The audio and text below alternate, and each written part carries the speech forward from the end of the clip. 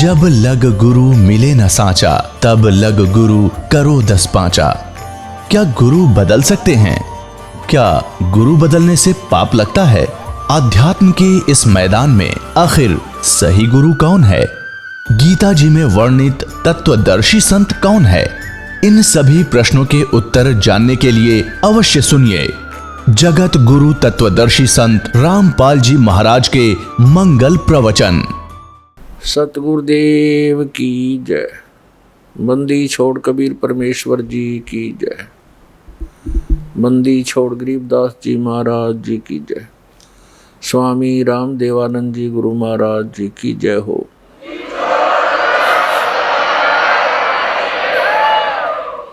गरीब नमो नमो सतपुरुष को नमस्कार, गुरु की नहीं सुर नर मुनि जन साधुआं संतों सर्वस दी नहीं। सतगुरु साहेब संत सब दंडोतम प्रणाम, आगे पीछे मध हुए तिनको जहाँ कुर्बान। नराकार निर्विषम काल जाल वैवंजनम, निर्लेपम निज निर्गुणम अकल अनुपवेशोन्दुनम। सोहम सुरति समाप्तम सकल समाना निर्तलय, उज्ज्वल हीरंबर हरदमम बेपरवा अथाह वार पार नैमज्जतम। गरीब जो सुमर सिद्ध होई, गणनायक गलता ना करो अनुग्रह सोई, पारस पद परवाना। आदि गणेश मनाऊं गणनायक देवन देवा, चरण कमल लो लाऊं आदंत करूं सेवा। परम शक्ति संगीतम हृदय सिद्धिदाता सोई, अवगत गुण अतीतम सतपुरुष निर्मोही। जगदम्बा जगदीशम मंगल रूप मुरारी, तन मन अर्पों शीसम भक्ति मुक्ति भंडारी। सुर नर मुनि जन धावे ब्रह्मा विष्णु महेशा, शेष सहस मुख गावे पूजय आदि गणेशा। इंद्र कुबेर सरीखा, वरुण धर्म राय ध्यावे, समर्थ जीवन जी का मन इच्छा फल पावे। 33 कोटि धारा दावे से 88, उतरे बहुजल पारा कट है यम की फांसी। 33 कोटि धारा दावे से 88, उतरे बहुजल पारा कट है यम की फांसी। कर जोरूं विनती करूं, दरों चरण पर शीसे। गुरु जी राम देवानंद जी महाराज ने दियो नाम बख्शीश। कोटि कोटि सिजदा करूं, कोटि कोटि प्रणाम। चरण कमल में राखियो मैं बंदी जाम गुलाम। कुत्ता हूँ गुरुदेव का, रामपाल दास का नाम। गले प्रेम की जेवड़ी, जहाँ खेचो वहाँ जाऊं। तो करो तो बावड़ू, दूर दूर करो तो जाऊं। ज्यों राखो त्यों ही रहूं, जो देवो सो खाऊं। जय इब के सतगुरु मिले, सब दुख आँखों रोए। चरणों पर शीश धरूं, कहूँ जो कहनी हो। कबीर गुरु जी मिलेंगे, पूछेंगे कुशलात। आदि अंत की सब कहूँ, अपने दिल की बात। गुरु जी तुम ना भूलियो, चाहे लाख लोग मिल जाहीं। हम जैसे तुमको बहुत हैं, तुम जैसे हमको नहीं। तुमरे विसारे क्या बने, मैं किसकी शरण में जाऊं। शिव ब्रंच मुनि नारदा, तिनके हृदय न समाऊं।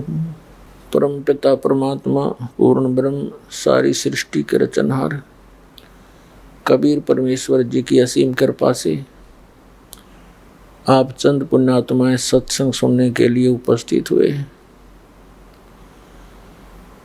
जिन पुण्यात्माओं के ऊपर परमात्मा प्रसन्न होते हैं वही सत्संग सुनने के लिए, संत दर्श के लिए पहुंच पाते हैं। परमात्मा के विधान में लिखा है कि जिन भी प्राणियों को मानव शरीर प्राप्त है ये सभी पुण्यकर्मी प्राणी हैं, लेकिन जिनके अंदर परमात्मा की विशेष आस्था है, परमात्मा की तड़फ है, वो और अच्छी पुण्यकर्मी आत्माएं हैं, अत्यधिक पुण्ययुक्त हैं। और जिन पुण्यात्माओं को सतगुरु मिल गए, सत्य भक्ति प्राप्त होगी, वो मानव शरीरधारी प्राणी अत्यधिक पुण्ययुक्त प्राणी हैं। आप उन तीसरी कैटेगरी के अति उत्तम पुण्यकर्मी प्राणियों में से एक हैं जिनको सतगुरु मिला और सत्य भक्ति प्राप्त हुई। अन्य मानव शरीरधारी प्राणी सभी पुण्यकर्मी हैं। दुर्भाग्य उनका जो परमात्मा की कसक में, परमात्मा की चाह में इन नकली ऋषि महर्षि गुरुओं मंडलेश्वरों के पास पहुंच गए और उनको परम संत परम धनी महर्षि तत्वेता संत जानकर उनसे दीक्षा लेकर निश्चिंत हुए। तो पुण्यात्माओं, ये सारी व्यवस्था जो है पिछले संस्कारों पर निर्भर करती है। जो प्रथम प्रकार के प्राणी हैं, जो मनुष्य शरीर प्राप्त है लेकिन परमात्मा की उनको कोई चिंता नहीं, कोई चाह नहीं, वो पुण्यकर्मी तो हैं क्योंकि वो परमात्मा प्राप्ति करने वाले उस विद्यालय में प्रवेश पा चुके हैं। उनको ये अलग से ड्रेस मिल गई है जो विद्यार्थियों की होती है, यानी मानव शरीर स्त्री या पुरुष का ये वो ड्रेस है, ये वो पोशाक है जो एक विद्यार्थी को प्राप्त होती है। तो आप जी उस विद्यालय के विद्यार्थी हैं, सभी मानव शरीरधारी प्राणी। जिस विद्यालय में शिक्षा ग्रहण करके उसका बेनिफिट हमें बाहर फील्ड में प्राप्त होगा। जैसे विद्यार्थी कॉलेज या स्कूल में पढ़ते हैं तो वो वहाँ अपनी पढ़ाई ठीक से करके दिन रात एक करके शिक्षा ग्रहण करके उत्तीर्ण होकर कॉलेज छोड़कर जब चले जाते हैं, उनको अन्य स्थानों पर उसका लाभ मिलता है, नौकरी मिलती है या कोई व्यवसाय प्राप्त होता है। और जो विद्यार्थी विद्यालय के उस शिक्षा के दौरान ही, उस शिक्षा समय के दौरान ही, उसके अंतर्गत ही विद्या ग्रहण ना करके वो सिनेमा देखता है और अच्छा खाता पीता उड़ता पहनता है और सो जाता है, अर्थात अपने उद्देश्य से विचलित होकर और कॉलेज के दौरान, कॉलेज के समय में जो सुविधाएं प्राप्त कर रहा है वो विद्यार्थी अपने जीवन को नाश कर रहा है। तो पुण्यात्माओं, आप जी पूरे विश्व में जितने भी मानव शरीरधारी प्राणी हैं, सब को परमात्मा ने वो ड्रेस दे रखी है, एक पहचान है कि आप विद्यार्थी हैं। विद्यार्थी को माता पिता प्रत्येक सुविधा देते हैं, घर के घरेलू कार्य से भी उनको दूर रखते हैं, जो भी उसकी पढ़ाई में खर्चा पैसा होता है वह होता है वो खुश होकर करते हैं, दिल खोल कर करते हैं। और वो बच्चा इतनी सुविधा प्राप्त करके फिर पढ़ता नहीं है तो उसका फिर जीवन नरक बन जाता है। ठीक इसी प्रकार ये स्थान स्थायी नहीं है जहां आप रह रहे हो, और इस मनुष्य जीवन का उद्देश्य केवल इतना ही नहीं है जितना आप जी सत्संग प्राप्ति से पहले कर रहे हो। संतानों उत्पत्ति, उनकी परवरिश, विवाह कर देना, उनके फिर संतान की आशा लगा कर जीवन व्यतीत करना, फिर मृत्यु को प्राप्त हो जाना और अपने मनुष्य जीवन के कर्म को और कर्तव्य को पूरा जान लेना, ये हमारी तत्व ज्ञानहीनता थी। तो पुण्यात्माओं, जैसे आप यहाँ पढ़ोगे, ये शिक्षा ग्रहण करोगे, यानी परमात्मा के ज्ञान को सुनोगे, फिर जैसा भी आपको क्रियाएं बताई जाती हैं उन साधनाओं को करोगे, तो आपको इस पृथ्वी पर सुविधाएं नहीं मिलेंगी। वो इस पर जो मिलनी है वो आपको आवश्यक वो दे ही रखी है परमात्मा ने। क्यों मानव शरीर दे दिया, उसमें खान पान, सूझबूझ, सद्बुद्धि, अंग क्रियाएं सारी ऐसी दे दी जो हम अपने शरीर की सुरक्षा के लिए मकान बना सकते हैं, प्राकृतिक आपदाओं से बचने के लिए समय पर आहार कर सकते हैं, भूख लगती है तो बता के हम भोजन भी प्राप्त कर सकते हैं, प्यास लगे जब चाहे हम जल ग्रहण कर सकते हैं। तो ये हमें सद्बुद्धि दी, तो इस सद्बुद्धि का हम प्रयोग करके भक्ति करके सतलोक जा सकते हैं। ये पूरी पृथ्वी एक यूनिवर्सिटी समझो, स्कूल कॉलेज समझो, और जिसको जैसा टीचर मिला है, जिसने जहाँ की जैसी ट्रेनिंग की है, उसी ट्रेनिंग का ही वो आगे लाभ प्राप्त कर सकता है। जैसे किसी ने श्री विष्णु जी सतगुण की पूजा की है तो उसको पृथ्वी की बजाय विष्णु जी के लोक में जाकर के वो सुविधा प्राप्त होगी। जैसे फील्ड में यानी क्षेत्र में जाकर ही विद्यार्थी को नौकरी मिलती है, जॉब मिलती है। ऐसे ही जिसने शिव जी की भक्ति की शिवलोक में चला जाएगा, जिसने ब्रह्म की भक्ति की वो ब्रह्मलोक में चला जाएगा, और जिसने श्री देवी दुर्गा की भक्ति की वो दुर्गा जी के लोक में चला जाएगा, और जिसने पूर्ण ब्रह्म परम अक्षर ब्रह्म सत्य पुरुष की साधना की तो सतलोक में चला जाएगा। तो हम यहाँ जो सुविधाएं बटोर रहे हैं ये बालकों जैसी बुद्धि युक्त हैं।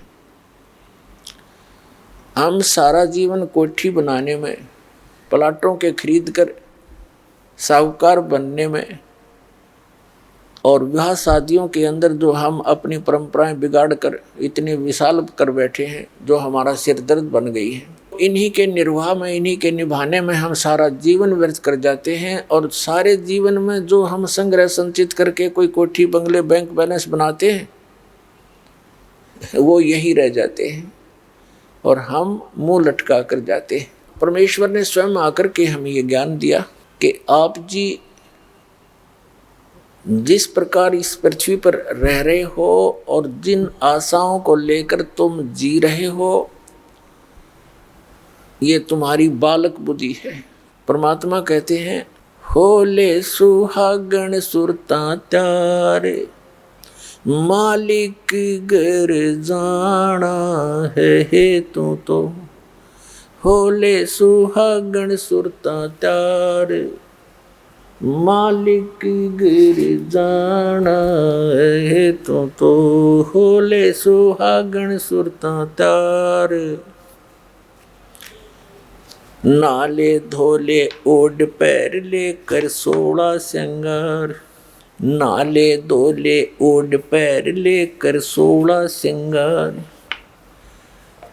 आज नहीं तय तड़के परसों आवेंगे तेरे लड़िहारे, मालिक गिर जाना है तो होले होले सुहागण सुरता त्यार, मालिक घर जाना है। तेरा सोन शिखर बर तारे, मालिक गिर जाना है। तेरा सोन शिखर बर तार, मालिक गिर जाना है। होले होले सुहागण सुरता त्यार, मालिक घर जाना है। तेरे साथ की कितनी जाली तू क्यों लारी वार, तेरे साथ की कितनी जाली तू क्यों लारी वार। गुड़िया खेलत जन्म गवाया, लाया है नहीं विचारे, मालिक गिर जाना है तू तो होले होले सुहागण सुरता त्यारे, मालिक घर जाना है तू तो होले सुहागण सुरता त्यारे, मालिक घर जाना है। तेरा सोन शिखर बर तारे, मालिक घर जाना है। सतगुरु मारे बाणिया है करते वणज व्यवहार, सतगुरु मारे बाणिया है करते वणज व्यवहार। बिन डांडी बिन पालड़े है तोले दिया संसारे, मालिक गिर जाना है। होले होले सुहागण सुरता त्यार, मालिक गिर जाना है तू तो होले सुहागण सुरता त्यार, मालिक गिर जाना है। तेरा सोन शिखर बर तारे, मालिक गिर जाना है। सोन शिखर में सेज पिया की, हंस हंस कर ले प्यार। सोन शिखर में सेज पिया की, हंस हंस कर ले प्यार। कह कबीर सुनो मेरी सजनी, लूटो ने वो अजब बहारे, मालिक गिर जाना है। होले होले सुहागण सुरता त्यारे। अब इसमें क्या बताते हैं परमात्मा स्वयं आए इस आत्मा को सुरती, क्योंकि सुरती आत्मा की आंखें हैं, इससे विशेष संबंध है इसका। तो इसको जगाने के लिए, इसको दिशा देने के लिए सचेत करते हुए कह रहे हैं कि हे आत्मा तू तैयार हो ले, और तेरा पति जो है सोन शिखर में रहता है। सोन शिखर यानी शिखर माने चोटी, शून्य माने ऊपर, ऊपर चोटी पर शून्य शिखर। शून्य का अर्थ होता है वैसे वैक्यूम प्लेस, यानी सभी ब्रह्मांडों की रचना के बाद एक खाली स्थान बहुत लंबा चौड़ा होता है, उसके ऊपर कहते हैं तेरा पति यानी परमात्मा तेरा मालिक रह रहा है। जहाँ से तुम आए हो, जहाँ से आप आए हो बिछुड़कर, और वहीं जा कर के सुख प्राप्त हो सकता है, यहाँ आपको चैन नहीं हो सकती। इसके विषय में बताते हैं परमात्मा, साथी हमारे चले गए हम भी चालन हारे, कोई कागज में बाकी रही ताते लागरी वारे। हमारे साथी चले गए, कोई रिश्तेदार देख लो, कोई और मित्र संसार छोड़कर चले गए, और हम भी चलन हार, हमने भी जाना है। ये तो यूनिवर्सल ट्रूथ है, हमने भी जाना है, प्रत्येक ने जाना है। और हम इसलिए यहाँ टिके हैं, हमारे कागज में कोई सांस शेष रहते हैं, हमारा कोई अकाउंट जीवन का भी शेष है। जिस दिन वो पूरा होगा उसी दिन हम भी चले जाएंगे। फिर बताते हैं, आगे गए ना बावड़े रहते भी सब जाही, बिन साहेब की बंदगी कहीं ठोर ठिकाना नहीं। अब क्या बताते हैं परमात्मा कि जैसे आज आप मानव शरीर प्राप्त है और एक पल की चैन नहीं, इस मनुष्य शरीर प्राणी को या किसी भी प्राणी को देख ले, जो व्यवस्था जैसी वृत्ति नेचर एक चींटी की है, एक कण की आवश्यकता है और एक मण मिल जाए उसने कोई सब्र नहीं, वो अपने बिल में ठोक के जाएगी और रात और दिन चलती ही रहती है। एक कण की आवश्यकता पूरे दिन में। लेकिन यह नीयत खराब कब हुई थी? जब वो मानव शरीर में वो प्राणी था। तो यही व्यवस्था, यही नीति और यही रीति और यही हमारी वृत्ति मानव शरीर के अंदर है। हमने आवश्यकता थोड़ी सी वस्तु की होती है, लेकिन हम बेसब्रे हो जाते हैं, हम संतुष्ट नहीं होते, थोड़े बहुत उसमें लगे ही रहते हैं, जीवन नष्ट ही हो जाता है, पर हम हार नहीं मानते, माया जोड़नते, और वो जोड़ी जाड़ी रह जाती है और जो अनमोल वस्तु जीवन था वो नष्ट हो जाता है। तो यहाँ क्या बताते हैं कि इस झूठे सुख को सुख कहे ये मान रहा मनमोद, ये सकल चबीना काल का, कुछ मुख में कुछ गोद। अब जैसे हम यहाँ सारी सुविधाएं बटोरे बैठे हैं, 1 मिनट में मृत्यु हो जाती है, तो यहाँ से होया चलो, हम जाना नहीं चाहते, किसी भी कीमत पर हम मृत्यु नहीं चाहते। कोई महादुखी हो जाता है तो भी स्वस्थ होने की इच्छा लिए रहता है, और ये पता है कि यहाँ रह ही नहीं सकते। जब हमारी यहाँ मृत्यु हो जाएगी, जो हमने सारे जीवन में यहाँ जोड़ा था, कोठी बनाई थी, वो तो यहीं रह गई। हमारे साथ क्या गया और हमारी हानि क्या हुई? एक मूल धन लेकर आए थे हम, मूल पूंजी, अपने श्वास रूपी धन लेकर आए थे, और इससे हमने अपनी साधना भक्ति सत करके पुण्यदान करके इससे कई गुना बनाना था, सौदा करना था, बिजनेस करना था, और हम उस विवेकहीन व्यापारी की तरह अपना जीवन धन नाश कर चले, जो 10-20 लाख रुपए लेकर के दूर देश में चला जाता है, वहाँ किसी होटल में ठहर जाता है और उस अपने साथ ले गए धन, उस राशि को आगे व्यवसाय में ना लगाकर खाने पीने मौज मस्ती में सिनेमा देखने में व्यर्थ कर रहा है, तो उसने वो मूल धन नाश कर दिया, जिसको दुगना तिगना चौगुना बनाने के उद्देश्य से वो गया था। तो मनुष्य शरीर आपको इसमें ये लाभ प्राप्ति के लिए मिला था कि आप भक्ति करके इसे दुगना तिगना चौगुना कर सकते हो, अर्थात मोक्ष प्राप्ति कर सकते हो, वो ना की। तुम्हारे साथ क्या चला? जो पूंजी लाए थे वो नष्ट हुआ। यहाँ के जितने पाप थे भक्ति ना करने से सभी पाप संचित कर्मों में लिखकर हमारे साथ चले जाते हैं। तो वो पाप हमारे साथ गए, मनुष्य पूंजी समाप्त हुई। फिर कर्म आधार पर कोई पुण्य शेष बचा था तो स्वर्ग गए। स्वर्ग में जैसे यहाँ हम जब तक सत भक्ति नहीं करते हैं, बिन साहिब की बंदगी कहीं ठोर ठिकाना ना। साहिब माने परमात्मा, और परमात्मा एक ही है।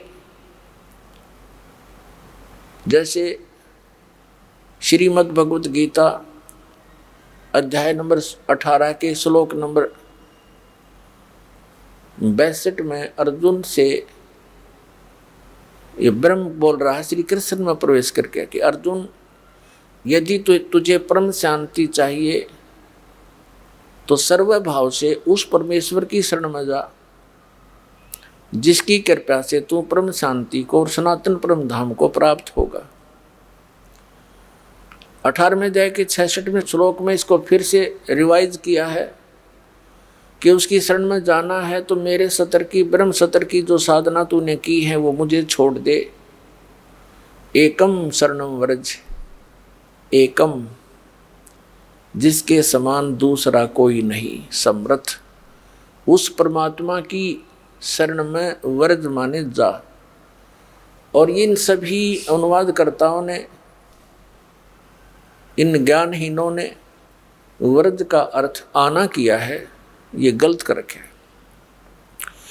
इंग्लिश वर्ड गो का अर्थ जाना होता है और गो का अर्थ कोई कम करता है, आना करता है, तो वो उस विवरण को समझ नहीं पाया जहां पर वो गो शब्द लिखा गया है। इसी प्रकार जहां वर्ज शब्द लिखा है और उसका आना कर रहे हैं, तो ये महामूर्खता का प्रमाण उन अनुवादकर्ताओं का है, क्योंकि वो तत्व ज्ञानहीन थे। संस्कृत अवश्य जानते थे लेकिन तत्व ज्ञान नहीं था। अब जितने भी ये महापुरुष हुए हैं जिन्होंने ठेका लिया वेदों की अनुवाद का, गीता के अनुवाद का, ये डुप्लीकेट ऋषि महर्षि दानंद जैसे, जब तक इनको मूल ज्ञान नहीं होगा तो वेदों के अर्थों का ऐसे अड़ंगा किया इन्होंने। अब जैसे रामायण की चौपाइयों को कोई घोट ले, पढ़ ले और उसको ये मूल ज्ञान हो नहीं कि राम कौन था, रावण कौन था, सीता कौन थी, दशरथ कौन था, अयोध्या क्या है, श्रीलंका क्या थी, तो उसका अनुवाद करने चले कि राम ने रावण को मारा और सीता ले अयोध्या पगधारा। अब राम का अर्थ तो बकरा भी होता है। अब कुछ एक ही नकलियों ने ऐसे भी अनुवाद किए हैं वेदों के अनुवादकर्ताओं ने, जैसे जहां अग्नि शब्द है, अग्नि का अर्थ होता परमेश्वर, तो परमेश्वर की महिमा, तो परमेश्वर के सतर क्या काम होगा, फिर या करके लिख रखा है या अग्नि, परमेश्वर व अग्नि, कोई बात हुई, तो ये विद्वान की काम है। अब जैसे राम ने रावण को मारा, अब जिसने ये इस कथा का ज्ञान नहीं तो वो कैसे अर्थ कर रहा है कि राम माने श्री रामचंद्र भी लिख दिया और या फिर बकरे ने रावण को मारा। ये दोनों काम हो सकते हैं। अब बकरा राम वाला काम कर सकता है, श्री राम वाला। तो इस तरह के अनाड़िया ने जो भी अपने आध्यात्मिक ग्रंथ हैं वो संस्कृत भाषा में थे, विशेषकर जैसे पवित्र चारों वेद, पवित्र श्रीमद् भगवत गीता, पवित्र पुराण आदि आदि।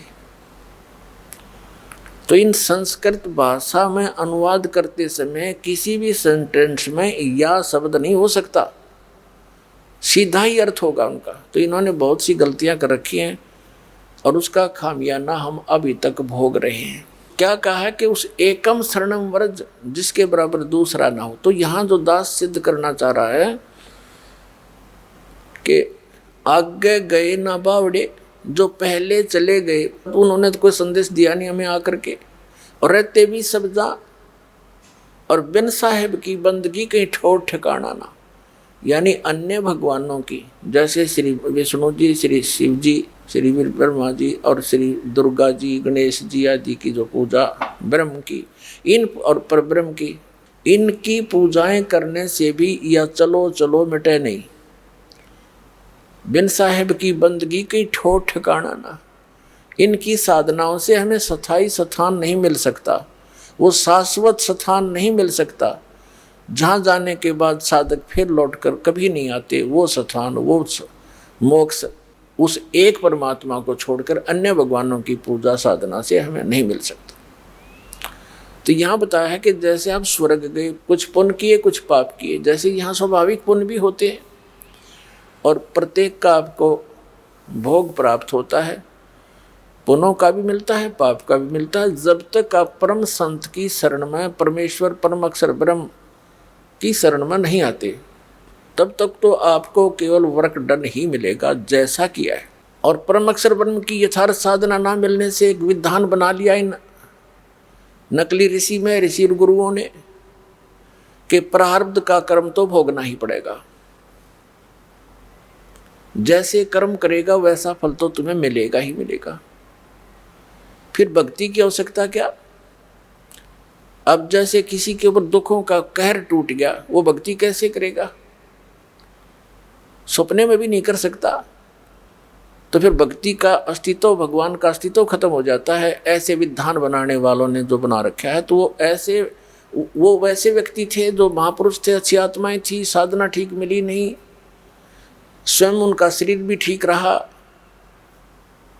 और अन्य सुविधाएं भी उनको प्राप्त होती रही उनके संस्कारवश। तो वो केवल औरों को, चाहे कोई दुखी है सुखी है, अपना वो गलत विधान सुना कर अपना टाइम पास करके। अब जैसे किसी के पैर में कांटा लगा हो और उसको कोई कहे कि भी कांटा तो निकलेगा नहीं, ये तो तेरे भाग में लिखा गया, और तू जूता पहन ले, भविष्य में आगे कांटा नहीं लगेगा। तो कांटा लगे पैर में जूता पहना नहीं जा सकता, कांटा निकले और फिर वो जूता इस डर से पहनेगा कि कहीं फिर से वो पीड़ा ना हो जाए, स्वाभाविक है। फिर नहीं निकालेगा जूते वो पूरी सफर में। तो ठीक इसी प्रकार जो आप पर आपदाएं आई हुई हैं, ये आपके प्रारब्ध में थी। और कुछ ऐसी आपदाएं होती हैं जो 3 ताप के अंतर्गत आती हैं, जो प्रारब्ध से हटकर होती हैं। जैसे ये ऋषि, महर्षि, देवता, ये हम गरीब हैं, ये हमसे तगड़े हैं, ये कुछ पोस्ट प्राप्त है इनको। और जैसे पितर और ये भूत टाइप के हैं, ये शरारती व्यक्ति होते हैं। तो हम एक जो मानव शरीरधारी अन्य प्राणी हैं, ये ऐसे समझो जन साधारण है, और ये अच्छी पोस्ट वाले व्यक्ति हैं।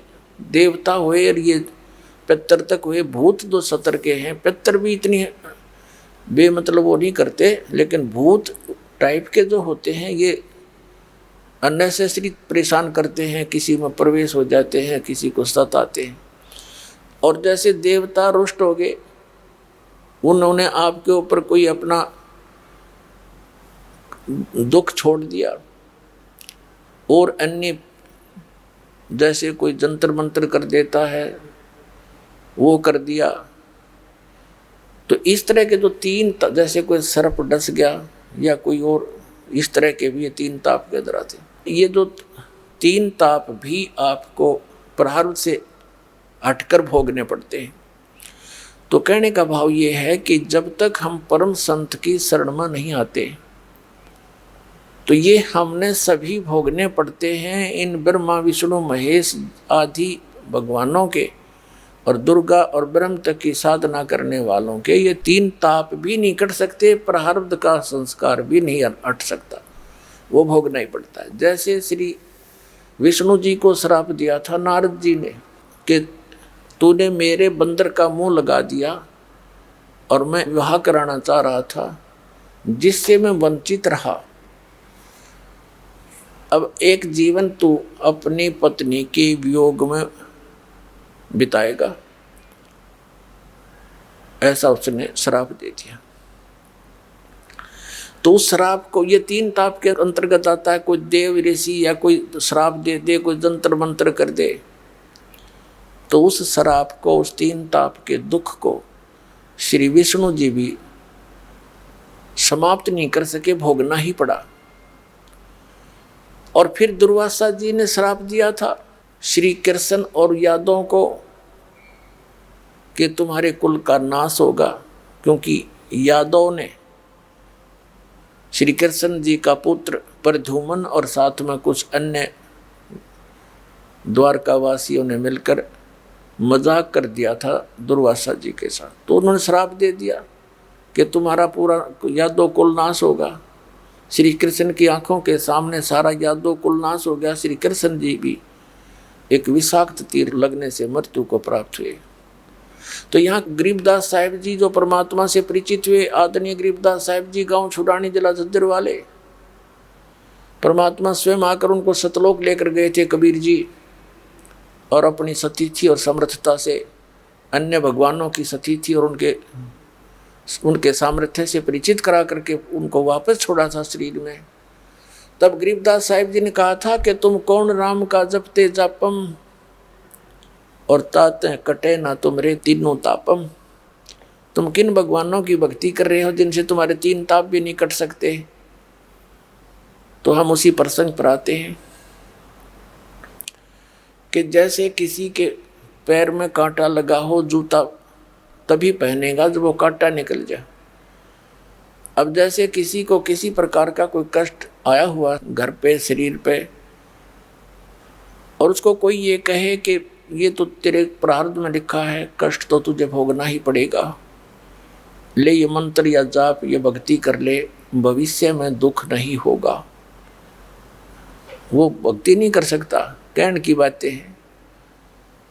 और फिर परमात्मा दया करे, जैसे ये मंत्र हम देते हैं कि इस मंत्र के जाप करने से तुम्हारे कांटे निकलेंगे, तो कांटे निकालने के लिए प्रयत्न करना पड़ता है, चाहे थोड़ा बहुत कष्ट भी हो जाए।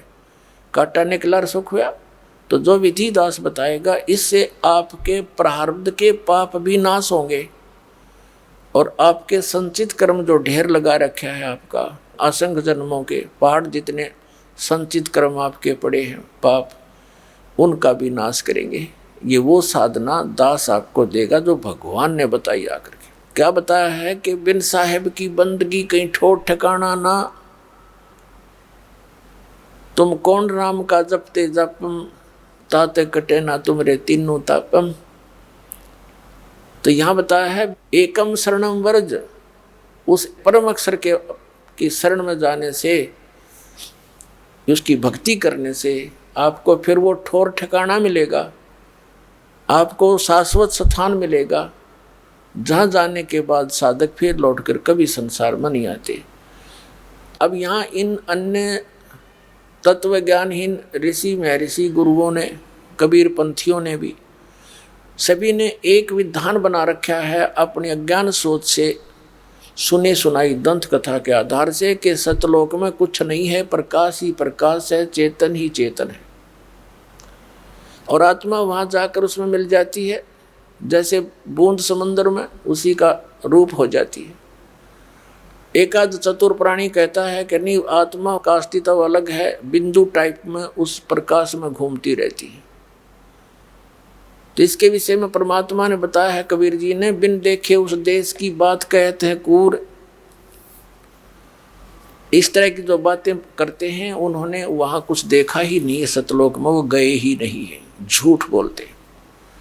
सतलोक के अंदर ऐसी ही व्यवस्था है, वहाँ की धरती है, सफेद धरती है, पारदर्शक, बहुत तेजों में पृथ्वी है। सतलोक, अलखलोक, अगमलोक और उस अकय लोक की, वो चारों स्थान अमर हैं, वो कभी नाश में नहीं आते। तो उस अमर स्थान के चार विभाजन, चार डिवीजन हैं, एक अकय लोक, दूसरा अगमलोक, नीचे को तीसरा अलखलोक, और ऊपर से नीचे को चौथा सतलोक। फिर प्रत्येक इन तीन लोकों में, सतलोक, अलखलोक और अगमलोक में, इनके फिर तीन तीन पोर्शन हैं। प्रत्येक लोक के सुन शिखर में वो परमात्मा, यानी टॉप मोस्ट प्लेस पे वो परमात्मा पूर्ण ब्रह्म सत्य पुरुष कबीर जी एक बहुत बड़े सिंहासन पर विराजमान है, बहुत सुंदर सिंहासन पर, सिर पे मुकुट है मालिक के, ऊपर सफेद छतर है और बहुत बड़ा गुम्बद है जैसे मंदिर नुमा होते हैं, और उसके बीच में परमात्मा विराजमान है। अपने आत्मा जो ये मंदिरों की बनावट बनी है, ये कोई यहाँ की कंस्ट्रक्शन नहीं थी, ये प्रत्येक लोक में प्रत्येक भगवान के क्योंकि काल भगवान ने सतलोक की नकल करवाई है दुर्गा से, और उसने यहाँ उसकी नकल एज इट इज कर रखी है, लेकिन माल डुप्लीकेट है सारा। ये कच्चा शरीर है, बाग बगीचे नासवान है, यहाँ का जल व्यर्थ होने वाला, खराब होने वाला है। वहाँ की सब वस्तु पदार्थ ऐसे ही हैं, लेकिन वो अमर हैं। जैसे उसका एक एग्जाम्पल, एक उसका जो सैंपल सतलोक के पदार्थों में से एक सैंपल है गंगा दरिया। गंगा दरिया का जो जल है ये सतलोक से आया है, और ये कभी किन्हीं परिस्थितियों में खराब नहीं होता। साइंटिस्टों ने सिर मार लिया, चुप हो गए, लास्ट में इसकी करके सारी अन्वेषण। बोलो ये जल ऐसा क्यों है, एक ही स्थान से आ रहा है, और भी दरिया हैं? तो कहने का भाव ये है कि एक सैंपल है उस सतलोक के पदार्थों का। ऐसे वहाँ दूधों की दरिया बहती हैं, ऐसे ही वहाँ जल है, सदाबहार बाग बगीचे हैं, हमारे परिवार हैं। आप जी के वहाँ जहाँ आप रहते थे बहुत बड़े बड़े द्वीप, एक एक आत्मा के परिवार के बड़े बड़े सुंदर महल बने हुए हैं, और जो सुख वहाँ था वो यहाँ हो ही नहीं सकता किसी भी स्थिति में। यहाँ के ब्रह्मलोक में भी नहीं है वो सुख। तो उस सुख की खोज में जिसको हम छोड़कर आए हैं, हम उसी दिन से लगे थे।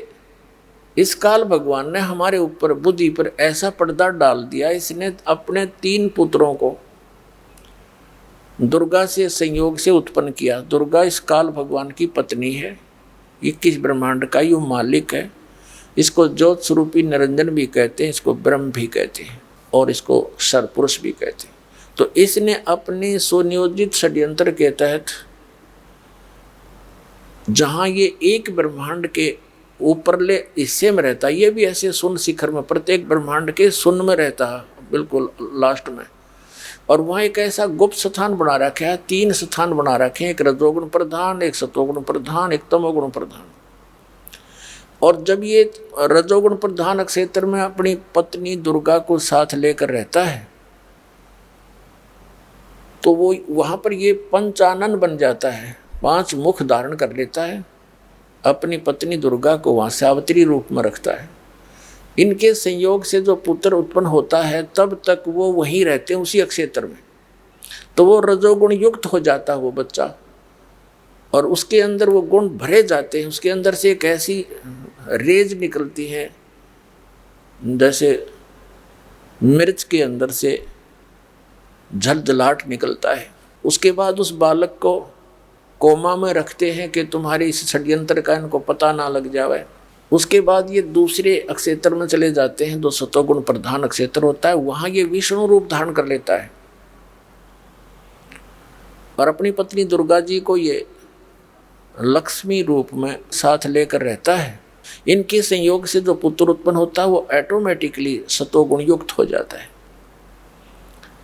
और इसको भी जन्म होने के बाद वहीं पर रखते हैं उसी क्षेत्र में, और वहीं पर इसकी परवरिश जारी रखते हैं, इसको कोमा में रखते हैं, अचेत रखते हैं।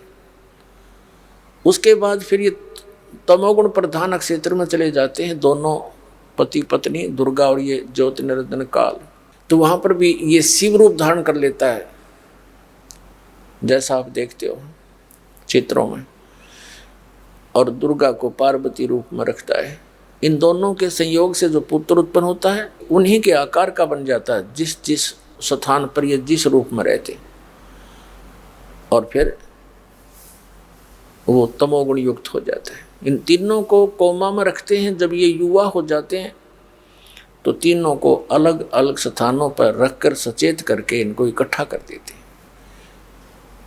फिर इनको कुछ भी ज्ञान नहीं होता हम कहाँ से आए हैं, कौन हमारा जनक है।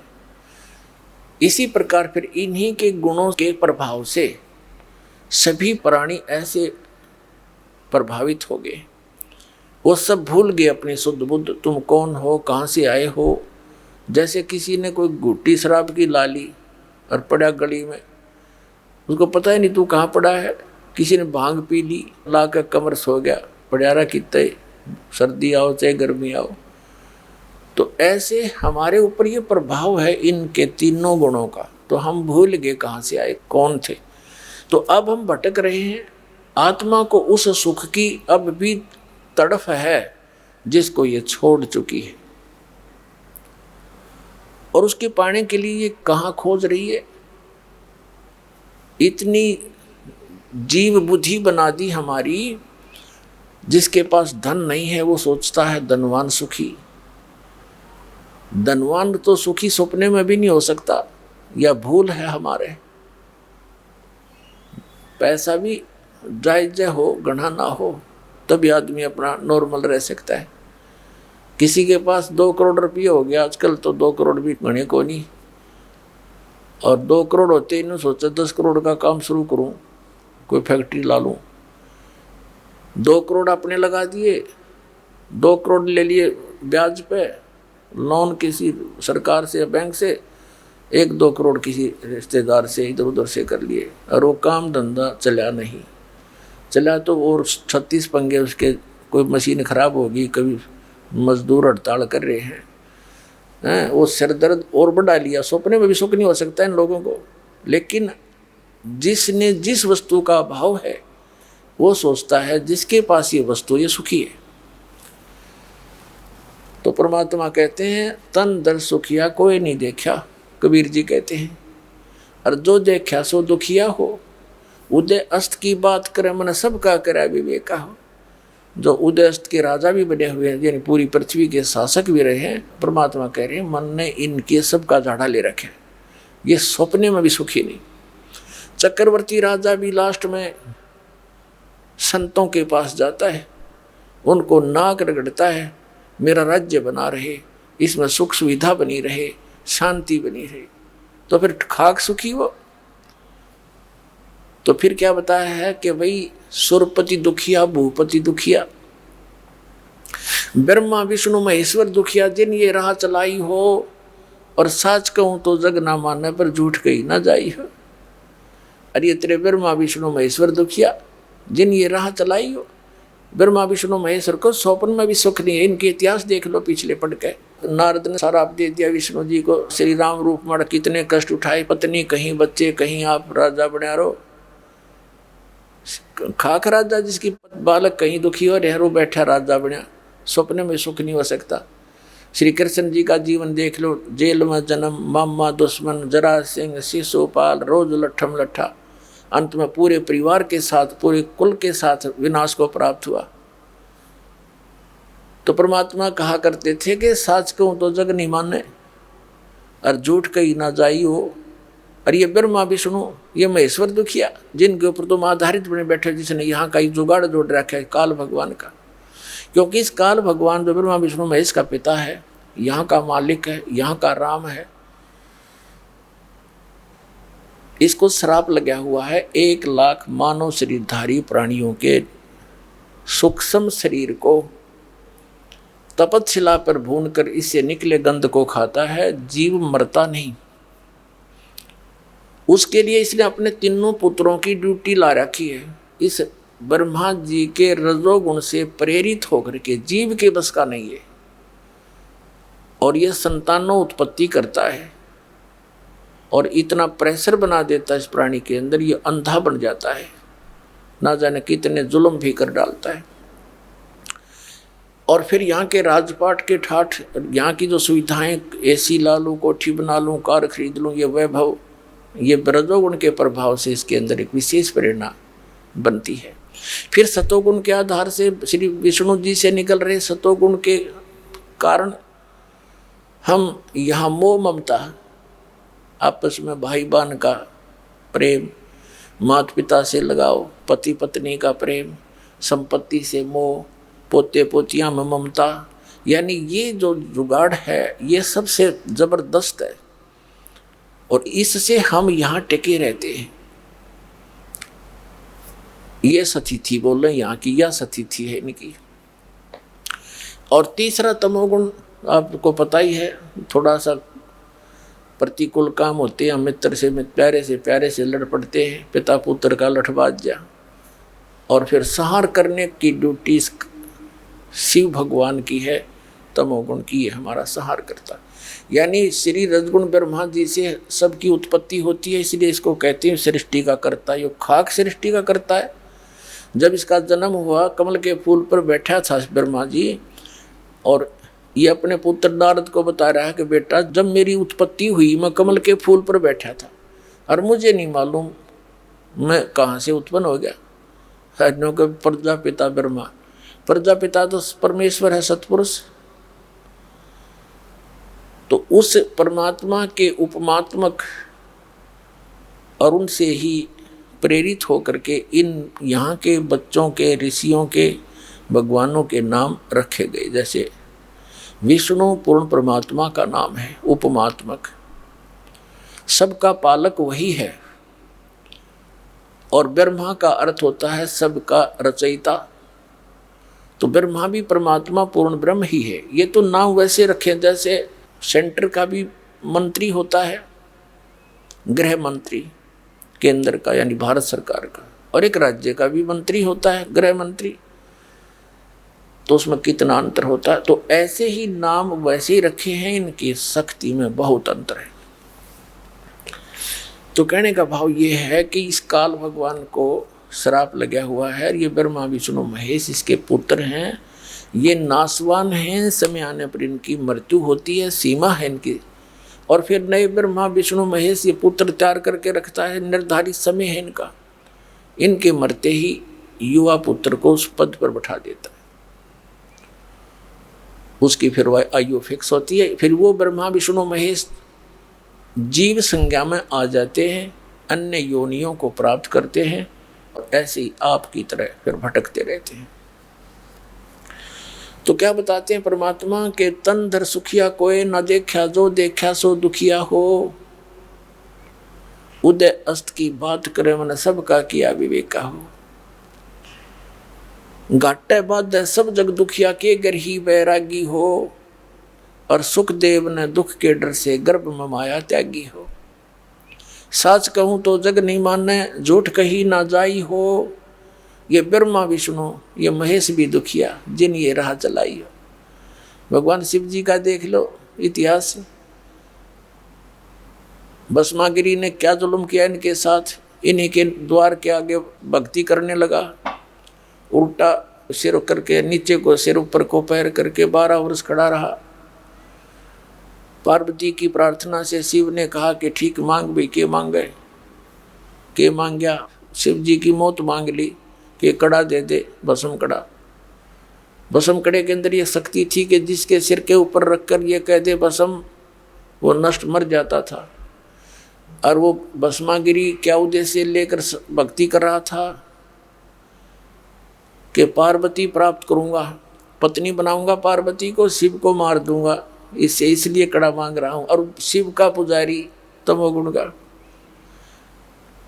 अब जब भगवान शिव जी ने वो दे दिया उसको कड़ा, भस्म कंडा, हाथ माते ने बोला ले बोले शिव जी होशियार, तुझे मारूंगा, इसी उद्देश्य से मैंने ये भक्ति करी। अब बताओ आगे समस्या शिव जी के ऊपर, आगे आगे भगवान, पीछे पुजारी मारने के लिए भाग रहा है। और भी कितनी समस्याएं हैं। जैसे एक बार पार्वती जब दक्ष राजा के घर जन्म था, राजा दक्ष के घर पे जाके मृत्यु को प्राप्त होगी हवन कुंड में जल के। भगवान शिव गया वहां, लठ बजाया उन गेल्या, झगड़ा किया खूब अपने ससुर के साथ।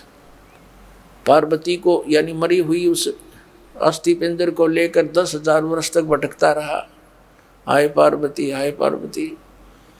और फिर भगवान ने उसका सुदर्शन चक्कर मार कर उसके टुकड़े टुकड़े करे। उस शक्ति के, माया के, यानी पार्वती समझो उसने, दक्ष पुत्री के अस्थि पिंजरों के, तब उसका मोह टूटा। तो पुण्यात्मा परमात्मा कहे साच कहूं तब है तुम मानो को नहीं। इसी सच कहने के कारण परमात्मा के साथ कितने जुल्म किए थे, उन करवाए थे उन नकली गुरु महर्षियों ने। तो परमात्मा कहा करते थे कि भी यहाँ सुख नहीं मेरे बच्चों, जिस सुख की तुम्हें खोज है, तलाश है, चाह है, वो जंतर मंत्र मेरे पास है, वो विधि मेरे पास है, मुझसे वो ग्रहण करो, मेरी मर्यादा में रहो, तुम्हें वहाँ भेज दूंगा जहाँ जाने के बाद फिर लौट कर कभी संसार में नहीं आते। लेकिन हमने परमात्मा की बात मानी नहीं, क्योंकि हम अज्ञान से परिपूर्ण कर दिए गए थे इस काल के दूतों द्वारा। आगे परमात्मा क्या कहते हैं कि सुरपति दुखिया, भूपति दुखिया, और रंक दुखी बपरीती हो, कह कबीर और सब दुखिया, एक संत सुखी मन जीती हो। अब परमात्मा ने निष्कर्ष निकाल दिया सारे अपने ज्ञान का कि बिना तो सुरपति सुखी, सुरपति माने देवताओं का मालिक राजा इंद्र। अब हम यहाँ एक सरपंच बन जाते हैं, चेयरमैन बन जाते हैं, मेंबर ऑफ पार्लियामेंट बन जाते हैं, या एमएलए बन जाते हैं, मंत्री, मुख्यमंत्री, प्रधानमंत्री, राष्ट्रपति बन जाते हैं एक छोटे से टुकड़े का, तो हम ये सोच बैठते पता नहीं हमने क्या पा लिया। कुछ भी नहीं पा लिया।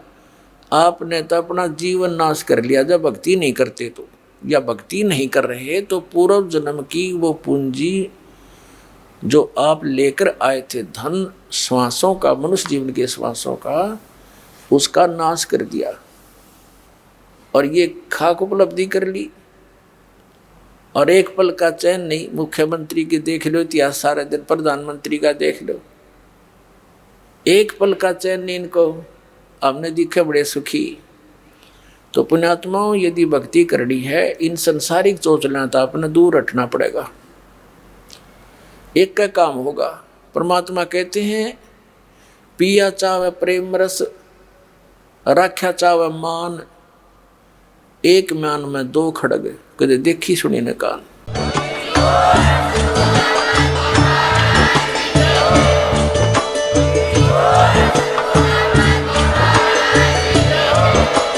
आप सुन रहे थे जगत गुरु तत्वदर्शी संत रामपाल जी महाराज जी के मंगल प्रवचन। अधिक जानकारी के लिए विजिट कीजिए हमारी वेबसाइट www.jagatgururampalji.org। संत रामपाल जी महाराज जी के शुभ आशीर्वाद से पूरे विश्व भर में 500 से भी ज्यादा नाम दीक्षा केंद्र हैं, जिन पर संत रामपाल जी महाराज जी द्वारा ऑनलाइन निशुल्क नाम दीक्षा दी जा रही है। अपने नजदीकी नाम दीक्षा केंद्र का पता करने के लिए संपर्क करें 8222880541।